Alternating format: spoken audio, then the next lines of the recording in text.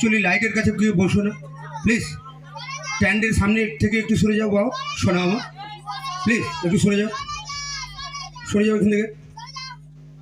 আমি চাই না কার কোনো বিপদ হোক, প্লিজ। আনন্দ করতে গেলে নিরানন্দ হয়ে যাবে লাইটের কাছে, প্লিজ। এটা ইলেকট্রিক, একে বিশ্বাস নেই, একদম বিশ্বাস আছে।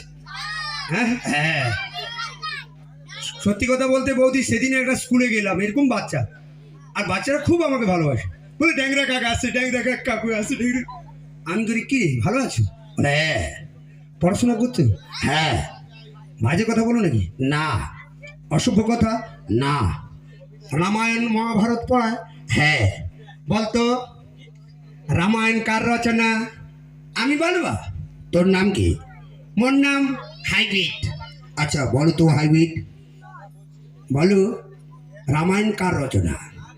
ঋষি চুলমিকি। কার রচনা? ঋষি চুলমিকি। আরে এটা তো ঋষি বাল্মীকি হবে।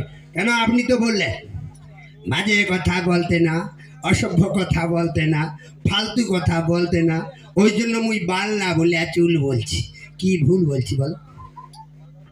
খালি বৌদি হাসছে। কি হাসাবো বলো তো বৌদি? সমাজ বদলে গেছে। সেদিন একটা আমার ছাত্র কাচের বাটিতে পায়েস নিয়ে এসে আমাকে বলছে, ড্যাংরা কাকু, ড্যাংরা কাকু, আপনি এ পায়েসটা খেয়ে নিন। কেন রে, তোর কি জন্মদিন নাকি? না, আমার বাড়িতে এক বাটি দুধে কুকুরে মুখ দিয়েছিল, মা বলছে ফেলে কেন দিবি, তুই তোর ওই ড্যাংরা কাকু দিয়ে। আমি শুনে তো মাথা খারাপ। আমি পুরো একদম কাচের বাটি ধরলাম, বৌদিকেও একদম আছাড় মারলাম, কাচের বাটি ভেঙে গেল। তখন আমার ভাইপো কাঁদতে কাঁদতে বলছে, ড্যাংরা কাকু, ড্যাংরা কাকু, আপনি পায়েসটা না খেতেন, ফেলে দিতেন, কিন্তু কাচের বাটিটা ভেঙে ফেললেন, আমার দাদুর কি হবে, আমার দাদুর কি হবে? কেন রে, তো কাঁচের বাড়ির সঙ্গে তো দাদুর আবার কি সম্পর্ক? ওই বাটিতে আমার দাদু যে থুতু ফেলত। খুব আসলে একটু তালি হোক সব মিলে, জোরে হাতে দেয়। হ্যাঁ লাভলি।